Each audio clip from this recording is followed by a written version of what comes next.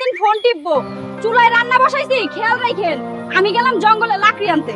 যাও তো দেখ মনে। কি গো বৌমা, কই যাচ্ছ কুড়াল নিয়ে? এই তো কাকা, জঙ্গলে যাইতেছি কয়টা লাকড়ি আনতে। ও সাবধানে যাও তাই। সুন্দরী একটা মাল পাইছি, জঙ্গলে যাইতাছে, হাতে কুড়াল নিয়ে। জলদি যা তোরা জঙ্গলে। মামুনি কি করছো? দূরে তোমার জামাই দাঁড়িয়ে আছে, তোমাকে নিয়ে যেতে বলছে, চলো। সত্যি? ঠিক আছে চলেন। জানেন ভাই, আমার স্বামী সারাদিন মোবাইল টিপে একটুও কাজ করতে চায় না। যাক, আজকে মনে হয় বউয়ের কষ্ট বুঝেছে। ওই যে দেখেন কুড়ে ঘর, ওখানেই আপনার জামাই বসে আছে। কাম শেষ, এবার আমি যাই। কি হয়েছে মা তোমার?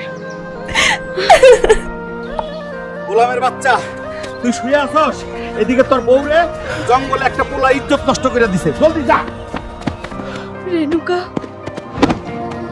আমার কি হয়ে গেল? তুমি আমাকে ছেড়ে যেও না।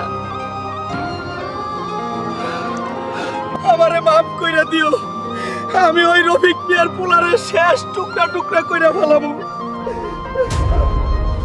এই রফিকা, তোর পোলা কই? ওরে নিয়ে আয়। ইস, আইছে নবাব, যা এইখান থেকে তোরে কিচ্ছু কমু না। আচ্ছা দেখতাছি, যেমনই হোক ওই বান্দির পোলারে আমার বাইর করতেই হইব। লাইক ও সাবস্ক্রাইব করে কমেন্টে লিখেন পার্ট 2 চাই।